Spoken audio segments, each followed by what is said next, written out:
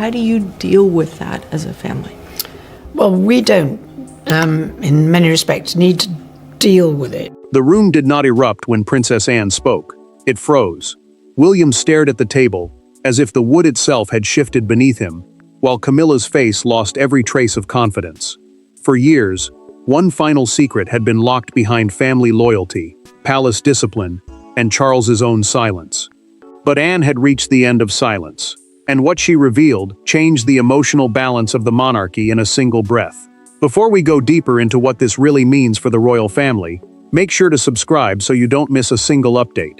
Anne did not raise her voice. She did not need to.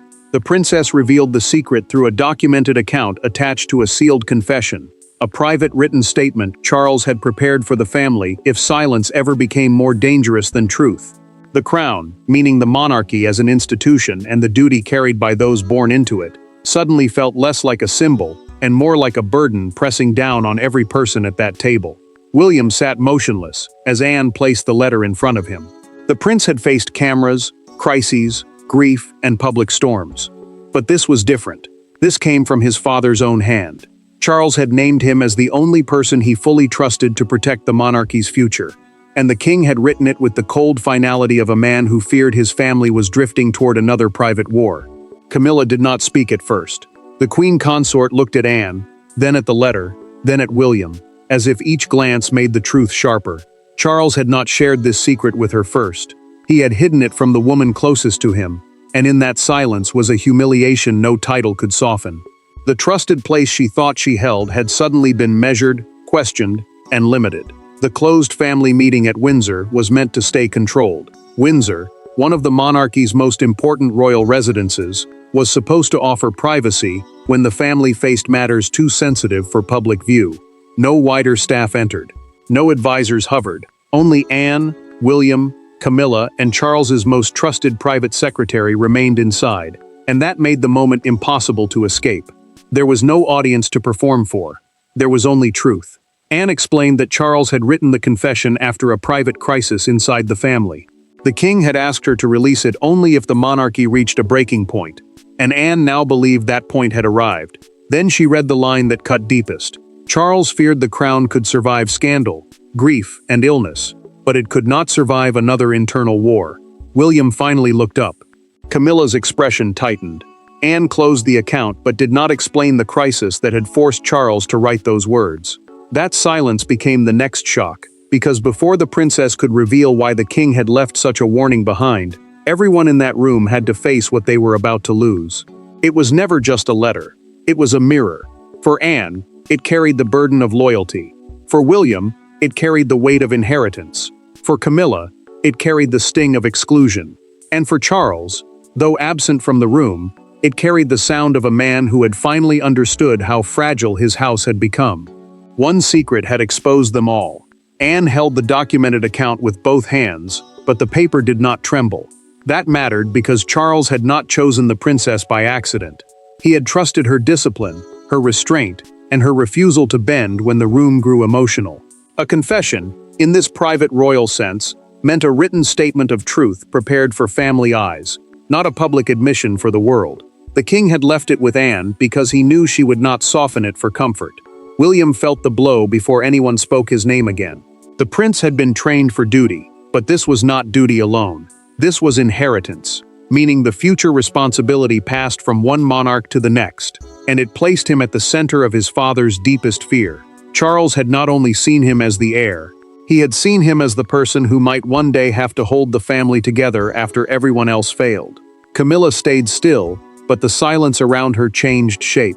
The queen consort understood that the room had shifted away from her, and no one hurried to bring it back. That was the cruelest part. No accusation had to be thrown across the table. Anne's words had already done the damage, and William's quiet stare made the damage feel final. William's hands tightened around the edge of his chair when Anne read the line about trust.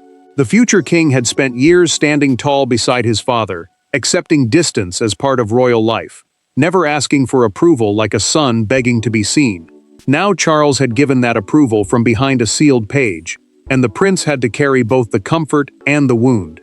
Anne then revealed, through the same documented account, that Charles had written more than one version of the confession. The first draft had been destroyed because the king believed it was too raw, too emotional, too dangerous to survive beyond his hand. The surviving letter carried one direct instruction. If the family became divided over influence, access, or succession, Anne was to speak before the damage became permanent. Camilla finally looked down. Anne did not comfort her. William did not rescue her from the moment. Succession, the order deciding who carries the crown next, had suddenly become more than a line of names. It had become a battlefield of trust. And when Anne finally named the incident that forced Charles's hand, the room understood that this secret had not been born in fear alone, but in betrayal. Every royal crisis has a moment people remember later with a chill. Not the public announcement, not the smiling photograph, the private moment, the closed door, the sentence that should never have been said. For Charles, that moment came at Balmoral, during a conversation that began as family concern and ended as a warning. After that night, he no longer trusted silence to protect anyone. Charles had walked toward the library expecting calm, but he stopped before he fully entered. Balmoral, the Scottish royal residence often used for private family time, had always been a place where the monarchy could breathe away from crowds and cameras. That was why the moment mattered. If distrust could reach him there, in the one house where family was supposed to feel less guarded, then the damage was deeper than he had wanted to believe. Camilla's voice carried through the room with controlled concern. The queen consort was not shouting, yet every word had weight as she questioned whether William should be told every detail about internal planning, while emotions inside the family remained strained. Internal planning meant the private decisions behind royal duties, access, schedules, and family responsibilities before the public ever heard about them. To Camilla, it sounded like caution. To Charles, it sounded like separation. Charles stood just inside the doorway and said nothing. The king felt something hard settle in his chest, because this was no longer about etiquette or household order. It was about whether his own son should be kept at a distance from matters that touched the crown. The monarch had survived scandal, sorrow, and years of pressure, but this pierced him differently. It made him wonder whether silence had become a hiding place for influence. William sensed the change the next morning. The prince joined his father after breakfast, expecting the usual guarded warmth, but Charles avoided his eyes for too long. That small failure hurt more than a raised voice. The future king did not know what had been said the night before, yet he felt the distance. He saw the king carrying something private, and for once, neither man knew how to cross the space between father and son. Charles wrote the first version of the secret confession that night. He recorded the truth in a private written account, admitting that he had underestimated how easily private influence could fracture public duty. A confession, in this family context, was not meant for newspapers. It was a sealed statement for those who would one day need to understand why he had acted before the damage became permanent. Anne learned the truth days later, when Charles summoned her alone. The princess listened as he placed the unfinished draft before her, and explained the Balmoral Library conversation in a low, exhausted voice. He told Anne he needed one person who would not be intimidated by emotion, rank, or resentment. She understood immediately. This was not gossip. This was a warning from a brother who feared his house was beginning to divide from within. Camilla believed that private moment had vanished into the walls of Balmoral. William had not known it existed. Anne had carried it like a locked blade beneath years of silence. Now the past had been named, the trigger had been exposed, and the only thing left was the confrontation everyone had feared from the instant she opened the letter. Camilla did not shout first. That made it worse. Her voice came low, clipped, and wounded, asking Anne why she had waited until everyone was watching her face to reveal Charles's words. Anne did not flinch. William did not interrupt. In that suspended moment, the monarchy stopped feeling like an institution and became something far more dangerous, a family with too much history and nowhere left to hide. Camilla leaned forward, and the room tightened around her. The confession still lay open between her and William, its words no longer private, its meaning no longer controlled. A confession, in this royal family context, meant a sealed written truth, meant for chosen eyes, not a public statement for crowds or newspapers. That mattered because Charles had not left a rumor behind. The king had left a record, and Anne had placed that record where no one could pretend it did not exist. Anne answered without anger. The princess said she had not turned Charles's fear into a weapon. Silence had done that. Silence had protected comfort, softened danger, and allowed the same wound to deepen until the family could no longer touch it without pain. She reminded Camilla that no aides had been allowed inside because this was not a briefing. A briefing meant a controlled palace discussion where officials shape the message before others hear it. This was not shaped, this was raw. William finally spoke, and his restraint cut deeper than fury. The prince looked directly at Camilla and asked whether she had ever believed he should be kept away from his father's decisions. Not public duties, not ceremonial schedules, decisions. The future king chose the word carefully because decisions were where trust lived. If he could be excluded there, then his inheritance was not only a crown waiting in the distance, it was a door that could be quietly closed before he reached it. Camilla opened her mouth, then stopped. The pause became louder than any denial. The queen consort had mastered public calm for years, but this silence betrayed her. William saw it. Anne saw it. Even before Camilla answered, the prince understood that the Balmoral account was not empty drama. Charles had heard enough that night to fear his son might become an outsider inside his own future.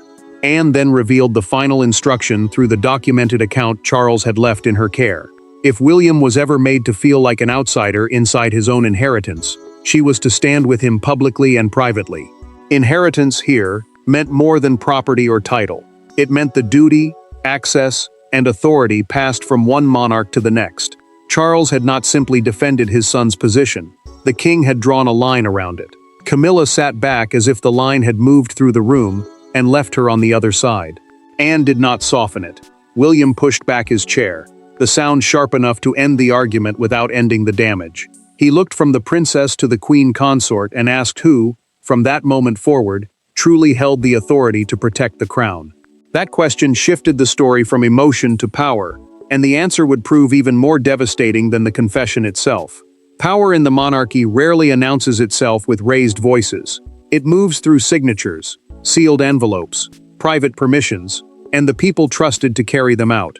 Charles's final secret was not only emotional, it was structural. Anne had not merely been given a letter, she had been given authority. And when William understood that, his grief began turning into something colder, clearer, and far more consequential. Anne looked at the private secretary before she spoke again. The man opened a second folder, and the silence sharpened. A private secretary, in royal life, is a senior trusted aide who handles confidential duties, sensitive papers, and direct instructions from the monarch. That mattered because Charles had not left his final warning floating in memory. The king had tied it to procedure, and procedure inside the palace could quietly change who entered a room, who heard a decision, and who carried influence forward. William watched the folder open, and something in him shifted. The prince had been wounded by the confession, but this was different. Pain could be hidden, power could not. Charles had empowered Anne as the family witness to his words, giving the princess the right to present the letter if private influence ever threatened the stability of William's future role. The future king suddenly understood that his father had not only feared division, he had prepared for it. Anne removed her glasses and pressed her fingers to the bridge of her nose. For the first time that day, the princess looked tired. Not weak, tired. She admitted she had hoped never to use the authority Charles had placed in her hands. The king was her brother before he was a monarch, and every sentence she read felt like carrying him back into a room where he could no longer defend himself. Camilla felt the meaning before anyone explained it further. The queen consort had first heard the letter as accusation, then as humiliation, but now she understood its practical force. Authority, in this moment, meant the right to act on Charles's final instruction, not simply the right to speak about it. Anne had not been placed above William or against Camilla. She had been positioned as the guardian of the king's final emotional boundary. The private secretary confirmed what everyone had begun to fear. Charles had created a sealed instruction attached to the confession, limiting who could advise on certain family-sensitive matters without William's knowledge. Family-sensitive matters meant private decisions involving royal access, internal roles, and the emotional balance around the heir before those decisions became public. The rule was quiet, but its effect was severe. No one could build a wall around the prince and call it protection anymore. William felt protected and wounded at the same time. The safeguard proved Charles had seen the danger, but it also proved the king had not found the courage to speak directly when it mattered most. Camilla sat with her hands still, realizing that the decision had moved beyond feelings. Charles had built a quiet barrier around William's access to the monarchy's inner decisions, and Anne now held the authority to keep that barrier standing. The room changed again.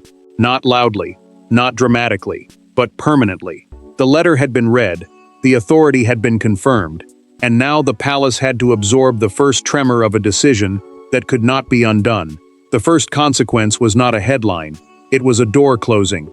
Camilla stepped into a private sitting room, away from Anne, away from William, away from the letter that had cut through years of careful positioning. For the first time that day, there was no one to answer, no one to challenge, and no one to impress.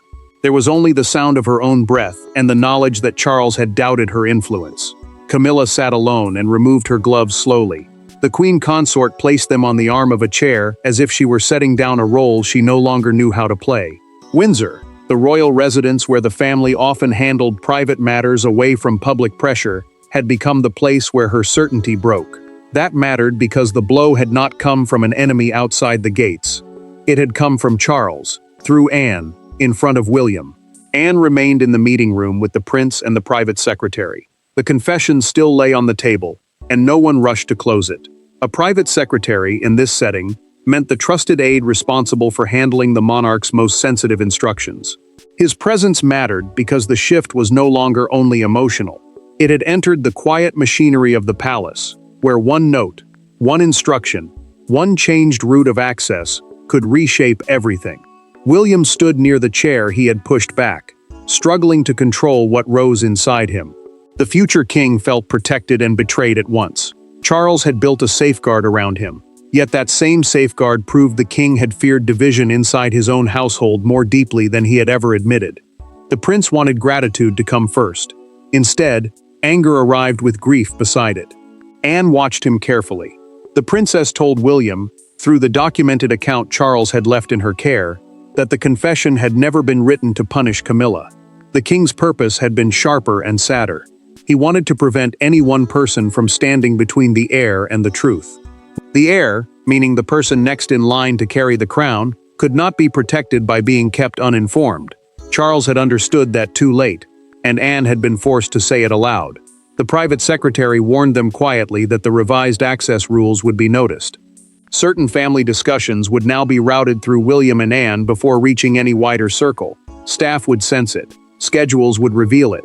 Whispers would begin before anyone made a statement. Camilla would feel the change in closed doors, delayed briefings, and conversations that no longer bent toward her first. Camilla stared at the gloves beside her and understood the new reality before anyone explained it. She had not been cast out, but she had been checked. William, still inside the other room, faced a choice that would define what came next.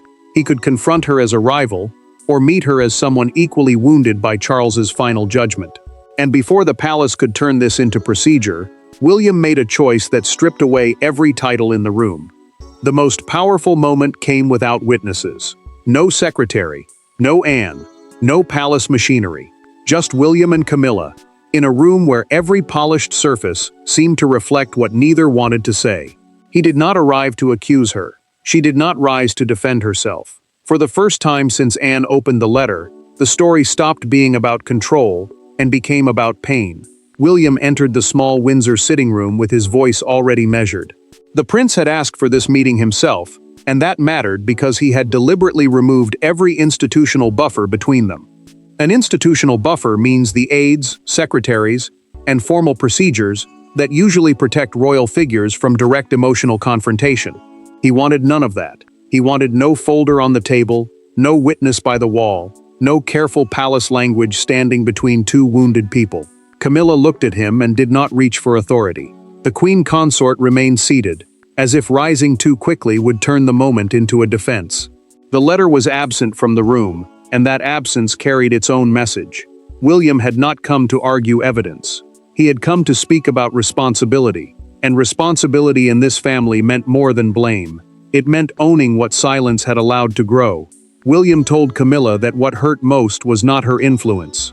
The future king said he had survived influence before, pressure before, even being misunderstood before. What broke something inside him was the thought that Charles had felt forced to protect his own son through Anne, instead of speaking directly. The king had left a safeguard, yes, But the prince heard something sadder beneath it. A father had trusted a sister with words he could not give to his child. Camilla's composure cracked then. Not loudly, not with anger. The queen consort admitted that being named as a danger to unity felt like being erased from all the years she had spent trying to belong.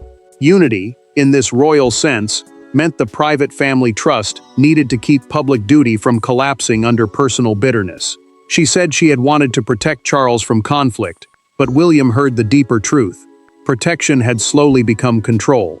William did not soften the decision. The prince made one clear statement: Charles's safeguard would stand. Every family-sensitive decision would now include him, and no private circle would form around the king's wishes without the heir knowing. Yet he also refused to turn the safeguard into a campaign of humiliation against Camilla. The future king would not punish her in public simply because the confession had wounded him in private. Camilla accepted it without protest. Her silence became the first real sign of surrender, not because she had stopped hurting, but because she understood the line would not move. William saw that understanding settle across her face, and for a moment, the bitterness eased into something quieter. Not forgiveness, not trust, a truce. The private truce did not erase the shock. It did not heal Charles's silence or Anne's burden. But it prepared the family for what came next, because by the next morning, the secret that had shaken one room at Windsor had become the story everyone outside the gates was trying to understand. The monarchy can survive silence inside a palace, but it cannot hide a change in gravity. By morning, Britain knew something had shifted. Not the full confession, not every private word, but enough. Enough to make newspapers sharpen their headlines, broadcasters lower their voices, and crowds pause outside royal gates, with the strange feeling that they were watching history bend in real time. A Sunday newspaper carried the first blow before breakfast. Its front page showed a stark black and white image of Windsor Castle beneath the headline, "Anne steps in. Charles's final warning shakes the family." Windsor Castle, one of the monarchy's most important homes and working royal residences, mattered because it was where private family pain had now spilled into public meaning. The image told the country what the palace would not say plainly. Something inside the family had changed. Broadcasters picked up the story with careful voices. They framed it as a rare internal correction, a moment when Anne had moved from loyal sister to decisive guardian of Charles's final wish. An internal correction, in plain terms, meant the family had quietly adjusted its own power balance before the damage grew too public to control. That mattered because monarchies do not survive only by ceremony. They survive by convincing people that order still exists behind closed doors. William arrived for a scheduled engagement with his face under control. The prince smiled when duty required it, nodded when people spoke, and carried himself with the restraint the public expected from a future king. But those close enough saw the heaviness in him. One voice from the crowd called softly, "Stay strong, sir," and for a brief second, William's eyes lowered. The words had touched the private wound beneath the public role. Camilla remained unseen that morning, and her absence said more than any statement could. The queen consort had spent years learning how to stand beside the monarchy in moments of pressure, but now her silence looked different. It looked like defeat. People noticed that she did not appear beside William, did not answer through a public gesture, and did not soften the story with a familiar smile. The palace response came later, careful and cold. It acknowledged private family discussions and continuity of duty, but it did not deny that Anne had presented Charles's sealed instruction. Continuity of duty meant the monarchy would keep functioning despite private strain, yet the phrase only made the question sharper. Had the king's warning exposed weakness, or had it shown strength by forcing the family to face what had been hidden?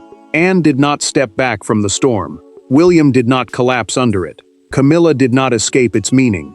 By evening, the country understood that this was no longer only about who had been shocked inside one Windsor room. It was about what the shock revealed. And when the noise faded, one truth remained sharper than every headline.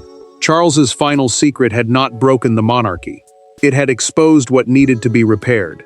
In the end, the most shocking part was not that Charles had a secret.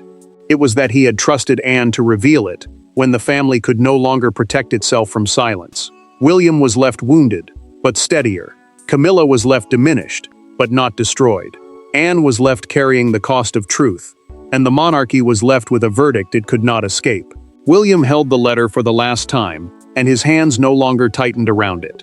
The prince folded the page slowly, then returned it to Anne as if giving back a piece of his father he had only just understood. The crown, meaning the monarchy and the duty carried by those who serve it, had survived many storms. But this one mattered, because it had come from inside the family, where love, loyalty, fear, and power had become dangerously tangled. Anne accepted the letter without pride. The princess had revealed the confession through Charles's documented account, not for attention, revenge, or control, but because the king had placed the burden of truth in her hands.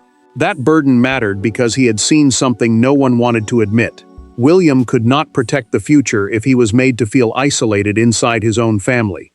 Camilla understood the verdict without anyone speaking it harshly. The queen consort had not been removed, but her influence had been checked. She remained part of the family, yet Charles's final trust had gone somewhere she could not follow. That was the quiet wound. The king had loved her, leaned on her, defended her, and still feared that too much private influence could pull the monarchy away from the heir who would one day carry it forward. William did not look victorious. The future king looked older, steadier, and deeply sad. He quietly said he understood his father better than he had the day before, and those words became the emotional end of the battle. Charles had not written the secret to destroy Camilla. He had written it because he feared division more than scandal, and because he believed honesty had to come before loyalty turned into denial. Anne's decision changed the emotional order of the family. The princess placed William at the center, Camilla at a measured distance, and truth above private comfort. Charles's final warning hurt everyone, but it saved them from a deeper fracture by forcing the family to face what he had been too burdened to say in life. There was no unfinished question left hanging over that moment. Anne revealed the secret. William accepted the burden. Camilla absorbed the judgment, and Charles's final warning became the line that held the crown together when silence finally failed. Thanks for watching. Please don't forget to like and subscribe, and we will see you in next one.